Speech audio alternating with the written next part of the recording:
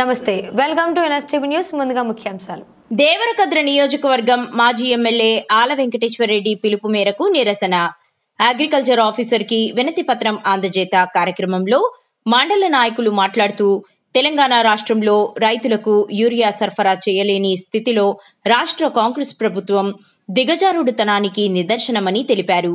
మార్పు అంటూ ప్రచారం చేసి ఊకదంపుడు ఉపన్యాసం ఇచ్చి అధికారంలోకి వచ్చింది కానీ ఒక రైతు కూడా సంతోషంగా లేని పరిస్థితి వచ్చిందని, దీనికి కారణం ఈ యొక్క దిక్కుమాలిన ప్రభుత్వం నిర్ణయాలే కారణమని మండల భారత రాష్ట్ర సమితి మండల నాయకులు మండిపడ్డారు.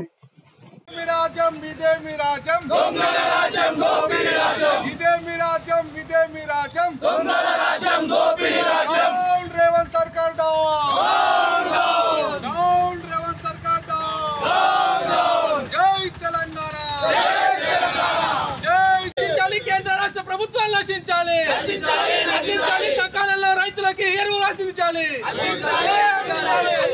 సకాలంలో రైతులకి యూరియా వెంటనే అందించాలి.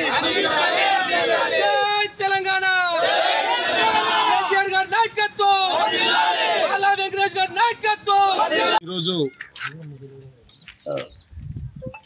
బీఆర్ఎస్ పార్టీ అధినాయకులు మన కేటీఆర్ గారి ఆదేశాల మేరకు దేవరకద్ర నియోజకవర్గ మాజీ ఎమ్మెల్యే ఆల వెంకటేశ్వర రెడ్డి గారి ఆదేశాల మేరకు ఈరోజు చింతకుంట రైతుల పక్షాన బీఆర్ఎస్ మండల పార్టీ నాయకత్వంలో చింతకుంట అగ్రికల్చర్ కార్యాలయం దగ్గర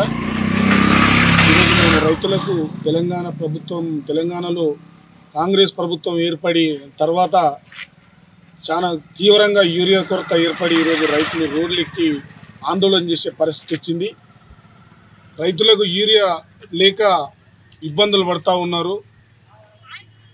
ఈరోజు ఒకప్పుడు బంగారు తెలంగాణలో కేసీఆర్ పరిపాలనలో ఎలాంటి ఇబ్బంది లేకుండా, కరెంటు ఇబ్బంది లేకుండా, ఎరువులు ఇబ్బంది లేకుండా, నీళ్ళు ఇబ్బంది లేకుండా సరైన గిట్టుబాటు ధర ఇచ్చిన ఆనాటి పరిపాలనకు ఈనాడు వచ్చిన ఈ యూరియానే ఇయ్యలేని పరిస్థితుల్లో ఈరోజు కాంగ్రెస్ పార్టీ ముఖ్యమంత్రి రేవంత్ రెడ్డి గారు స్థానిక శాసనసభ్యులు ఉండడం నిజంగా మన దౌర్భాగ్యం, తెలంగాణ ప్రజల యొక్క దౌర్భాగ్యం.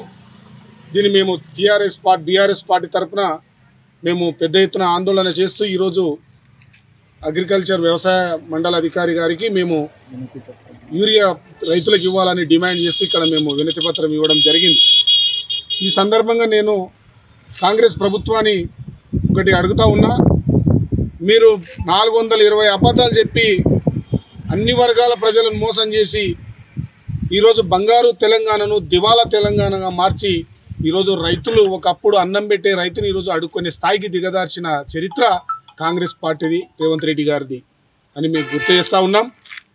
ఈ పరిపాలన ఎక్కువ రోజు ఉండదు, ఈ నియంత పోగడలు ఎక్కువ రోజులు ఉండదు.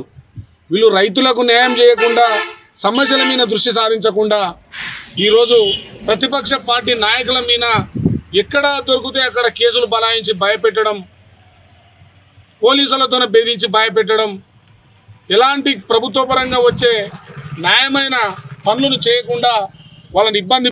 రైతులకు ఇచ్చిన హామీని మీరు నెరవేర్చి బోనస్ ఇస్తామని చెప్పారు, బోనస్ ఇవ్వలేదు. బోనస్ ఇవ్వకుండా 2 దప్పాలు రైతు బంధు ఎగగొట్టిండ్రు. మొన్న ఒకసారి వచ్చి ఇచ్చిండ్రు. స్థానిక సంస్థల ఎన్నికలు వస్తున్నాయి. గతంలో ఎంపీ ఎలక్షన్ల కన్నా ముందు మీరు రైతు భరోసా ఇచ్చిండ్రు, ఇప్పుడు స్థానిక సంస్థల ఎన్నికల ముందు రైతు భరోసా ఇచ్చిండ్రు. 2 రైతు భరోసాలను ఎగగొట్టిండ్రు. ఇప్పుడు మళ్ళీ ఏం చెప్తా ఉన్నారు, మేము ఇవి చేసినాం అవి చేసినాం. అసలు ఏం చేయలేదు. మీ పరిపాలన చూసి ప్రజలు నవ్వుకుంటా ఉన్నారు. ముందు ఇంతవరకు ప్రజలకు ఇచ్చిన హామీలను నెరవేర్చి మాట నిలబెట్టుకోవాల్సిందిగా మిమ్మల్ని హెచ్చరిస్తూ ఉన్నాం. ఒకవేళ మీరు నిలబెట్టుకోకపోతే బీఆర్ఎస్ పార్టీ మిమ్మల్ని ప్రశ్నించడానికి, అడుగున మిమ్మల్ని ప్రశ్నించి అడగడానికి సిద్ధంగా ఉంటుందని, మీ మెడలు వంచైనా కూడా పని చేసుకోవడానికి మేము ప్రజల పక్షాన నిలబడతామని బీఆర్ఎస్ మండల శాతం పార్టీ తరపుకెళ్ళి డిమాండ్ చేస్తూ హెచ్చరిస్తూ ఉన్నాం. జై తెలంగాణ, జై కేసీఆర్. మార్పు కావాలని ప్రజలు మార్పు కోరుకుంటే ఈరోజు వచ్చిన మార్పు ఏమంటే, మళ్ళీ గతంలో 10 సంవత్సరాలు కేసీఆర్ పాలన కంటే ముందు ఎటువంటి పరిస్థితుల్లో రైతులు ఈరోజు ఆ పరిస్థితి ఎదుర్కొంటున్నారు. లైన్ల పోటీ చెప్పులు పెట్టుకొని భార్య పిల్లలు నిలబెట్టి తెల్లవారు పడిగాపులు కాస్తుంటే కూడా యూరియా దొరకడం లేదు. సరిపోయినంత యూరియా మా రాష్ట్రానికి ఎందుకు వస్తలేదు అనేది ఈరోజు ప్రభుత్వం జవాబు చెప్పాల్సిన అవసరం ఉంది. గతంలో బఫర్ స్టాక్స్ కేసీఆర్ గవర్నమెంట్లో తెలంగాణ రాష్ట్ర ప్రభుత్వం ఉన్నప్పుడు బఫర్ స్టాక్స్ పెట్టుకొని ఎప్పుడు రైతులకు యూరియా కావాలంటే అక్కడ గడెం కట్టుకొని తీసుకొని గడెం కట్టి చేనుల గడెం కట్టి వచ్చి రైతులు యూరియా కానీ కాంప్లెక్స్ కానీ వేసుకపోయే పరిస్థితి ఉండే. మరి ఈరోజు ఆ పరిస్థితి లేదు. దీనికి జవాబుదారీ రేవంత్ రెడ్డి గారు చెప్పాల్సిన పరిస్థితి ఉంది. ఈరోజు రైతులు ఎంత తిప్పల పడుతున్నారంటే సకాలంలో యూరియా అయిపోతే పంట నష్టపోతారు. అక్కడ పెట్టుబడులు నష్టము, పంట నష్టము, పైన అప్పులు మీద పడతాయి, కౌలు పైసలు మీద పడతాయి. ఇవన్నిటికీ బాధ్యత ఎవరు తీసుకుంటారు? ఈరోజు రైతులు రేపొద్దున ఉరి పోసుకొని చచ్చిపోయే కాలం వచ్చింది. మరి ఈ పరిస్థితులలో ఎందుకు వీళ్ళు అవగాహన లేకుండా పరిపాలన చేతగానప్పుడు దిగిపోయి మొదలు ఏం కావాలి రాష్ట్రానికి? వర్షాకాలంలో ఎంత నాటు పెడతారు? ఆ అధికార యంత్రాంగం చేతిలో ఉంది. మొత్తం అధికార యంత్రాంగం అంతా చేతిలో పెట్టుకొని ఎస్టిమేట్స్ చేయలేక, ఎస్టిమేట్స్ చేతగాక ప్రతీకార చర్యలకు ఎవరి మీద ఏం